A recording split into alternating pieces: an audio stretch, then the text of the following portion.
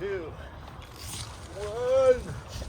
All right, this morning is a tutorial. I get a lot of people that ask me about the guide that's on a sharpener. There are no guides, you control every angle, every degree, everything you do with this and what's between your ears, okay? Contrary to popular belief, the plastic over here and the plastic over here have nothing to do with the angle that you tip. You come right straight on. That is 90 degrees to the blade. So over and up, that's 90 degrees right there. To put it on the corner of the sharpener, you just tip it that far. You never try to have it on the plastic. Okay, and here's what happens a lot of times. Number one, you're going to wear the plastic off right there. And number two, if you tip it just a little too far, you're actually lifting the carbide off the blade and you're just doing this, and people say it doesn't do anything. Okay, no offense intended, but of course it doesn't do anything because you don't even have the corners. See, that's all right there. I'm a long ways. I'm from there to there.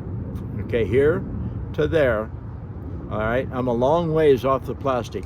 In my opinion, I'm going to tell you in my tutorial today, never touch the plastic to the blade intentionally, thinking that you have the right angle this way. I'll put it correct because right angle means a different thing. Okay, when I tip it over, I'm on the corner of the sharpener. All right, if you're from here to there, you're at the right angle, correct angle, okay? I don't know why people think that you actually have to be at the correct angle. The correct angle is anywhere on that corner. So it doesn't have to be all the way over there and should never be. So when you come back this way, you only tip it that far. See, I'm a long ways from there to there, from here to there. So I can be anywhere from there to there is correct, but never touch the plastic.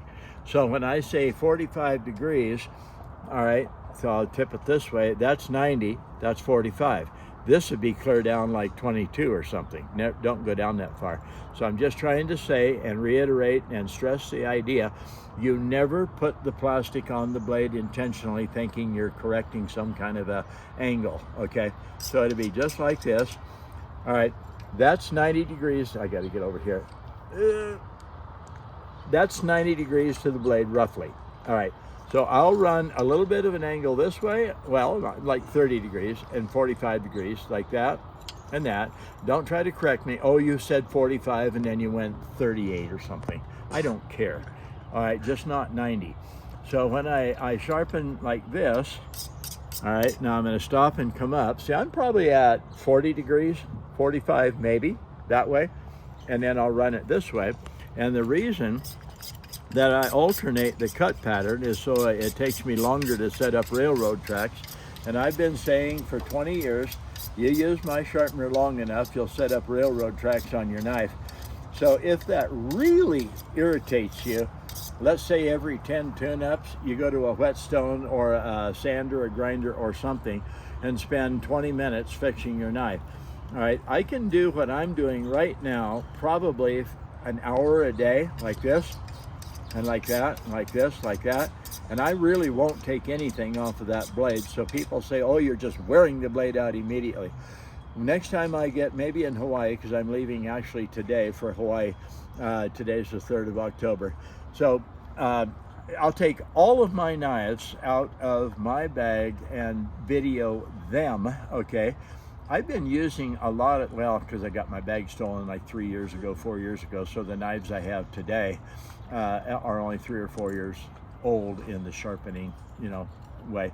And you can see there's very little metal, very little. In fact, I don't think you can actually tell there's anything taken off of them, and I use them every weekend almost, demoing those knives. So if I'm gonna just, knife is gone because your stupid carbide took too much metal off.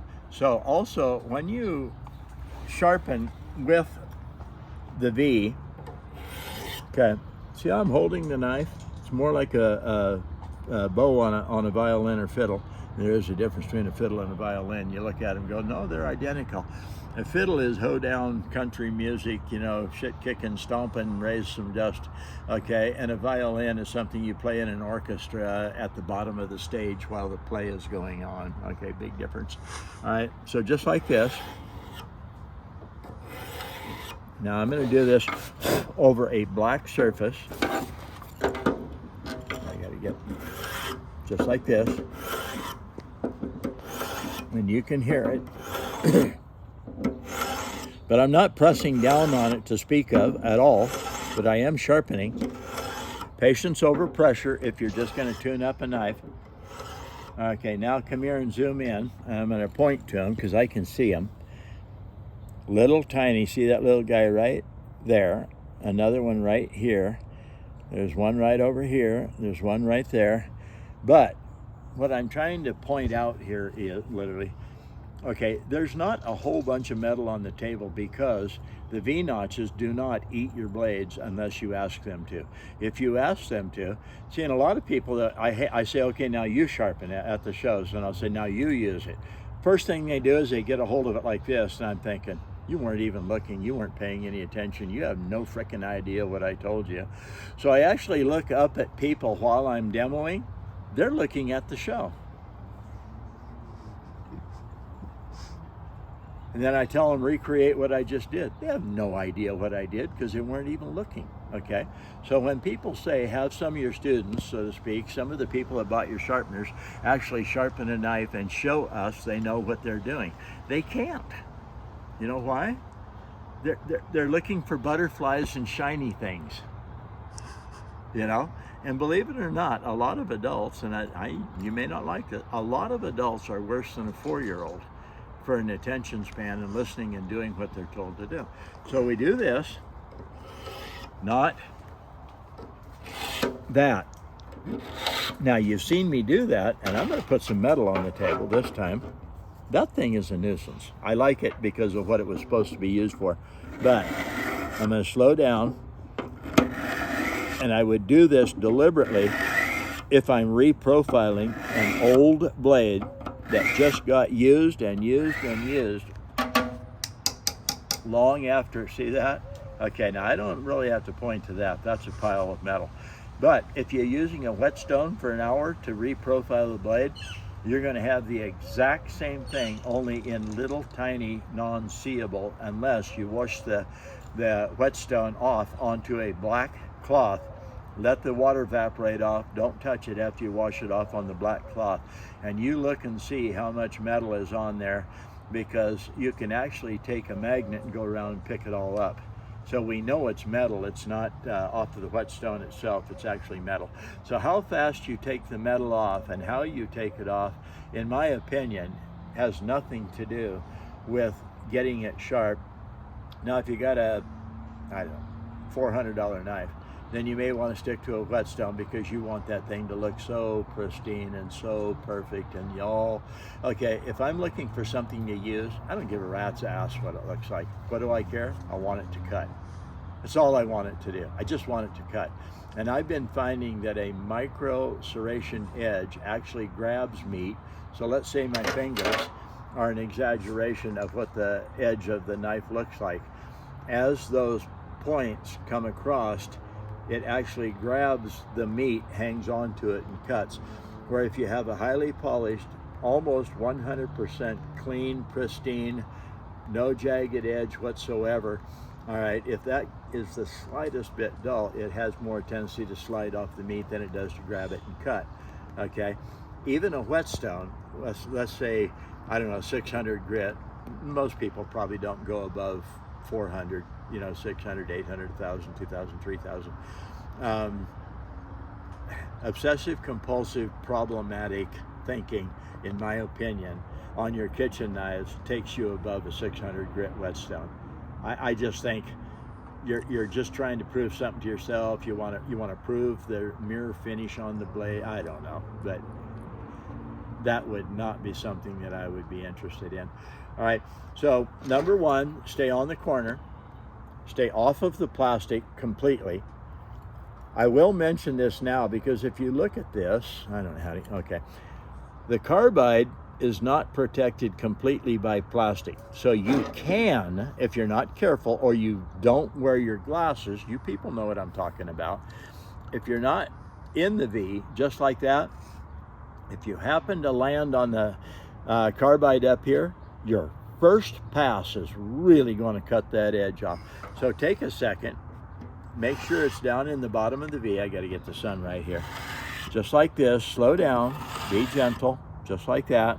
Make sure you're down in the bottom of the V, not up here, because there's too much metal sticking out up there. So if you have the shakes, if you should be wearing readers, cheaters, glasses, okay, or if you're just kind of whacking at it, you're gonna land up here instead of down there where you belong, and then you're gonna call me and you're gonna tell me, your sharpener just ruined the cutting edge on my blade. 99.9% of all problems with anything, whether it's a drill, a lawnmower, a weed whacker, a knife sharpener, or a drone, 99% of all problems is user error. I mean to tell you, I don't care what it is, 99% of the problems with the tool that you're using is between your ears. It's not the tool, okay? It's misuse. So make sure you're down in the hole, stay off of the corner, be on the corner up here, stay off of the plastic, all right? Learn to use it right. Actually listen to what I say, look at what I say, and gain accurate knowledge of what I'm doing with my sharpener. You'll learn to love the sharpener. A lot of people just keep saying pull-through sharpeners, they're horrible, pull-through sharpeners. They never mention the outside corner. So they have a built-in hatred for the V-notch when they watch my videos. Oh, your pull-through sharpeners just destroy everything. Well, in the first place, you're not even using the actual potential of the sharpener. You're drawing it through. You probably have a whole handful. You're probably ripping metal off. A lot of people actually think if I can't see the metal on the table, it's not working. So they're not listening to my videos. They're not looking at what I do. And if it's just a tune-up, or just doing it light, just like that, then I take the little edge off, that little burr. See how I'm not doing this, I'm not doing this. I see all kinds of configurations and stupidity. So it's actually only 3 digits touching, just like that. And right now I'm gonna actually touch it with my ring finger just to stabilize it here, because that's too floppy. So I touch it super light, take it over to 15 degrees, back to 15, over to 15, back to 15. I can set it down and work on the area out here. I look at the shine and I can tell you exactly what I've taken off, where I've taken the metal off, because all knives lose that shine because of the oxidization on the blade. And then I'm actually touching my fingers on the table, just like that. All right, just like this. That's an old knife that I work on occasionally. Sometimes I hurry and I really don't get the knife sharp, and that may not be, I can still see little tiny imperfections on the blade. But let's just tear a piece off, all right? And for an old knife that was bought at a yard sale, it's getting there. But when it comes to actual, like cutting meat, fruit, vegetable, I'm just touching. Okay, so let's go out here. That needs a little help. And that's understandable, because a lot of knives that have been cut is flatter out there. You can also see it's really thick. So I would need to run that through the V-notch more and just cut some metal off. If you have a whetstone or a diamond impregnated, rough, coarse whetstone, diamond, and you really go to work on it, you're actually taking a lot of metal off quick. That's why you went to a diamond that cuts hard, and that's why you went to a coarse diamond. All right, I don't care what you say. You cannot fool me. You can't trick me about sharpening. You can't say stuff that I don't understand. I do understand, and that's why you went to a coarse diamond instead of just like a whet stone. You want the diamond cut. Okay, this is Brad, sharpensbest.com. Watch my tutorials, listen to what I say, look at what I show you, pay attention and learn it right. You'll love my sharpeners. This is actually the Sharpen Spark. I'll hurry. Sharp and Spark. People say, why is it Sharp and Spark? This is one of the newest ones that we just got. I know it is just by how I unscrew the handle.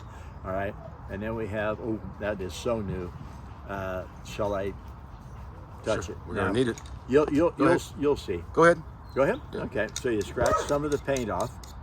Now you're going to see a shiny spot. That shiny spot is the metal underneath the paint. The paint is actually a safety thing that in shipping, they can't have the magnesium. 6 rare earth metals mixed together called ferrocerium metal. They can't have that exposed even though it's in the plastic. So give it a quick one. Oh, there goes smoke ring.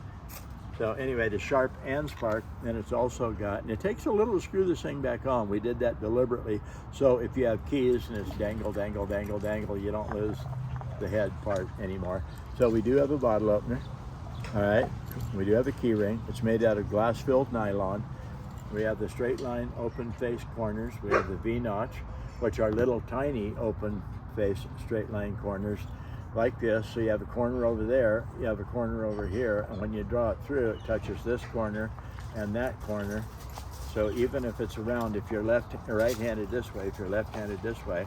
So I even once in a while, to make sure I'm working on both sides, I'll turn it around and I draw it through left-handed, you know, and then this would be right-handed. This is Brad Buckner, sharpensbest.com. We'll talk to you later. I'm headed for Honolulu today.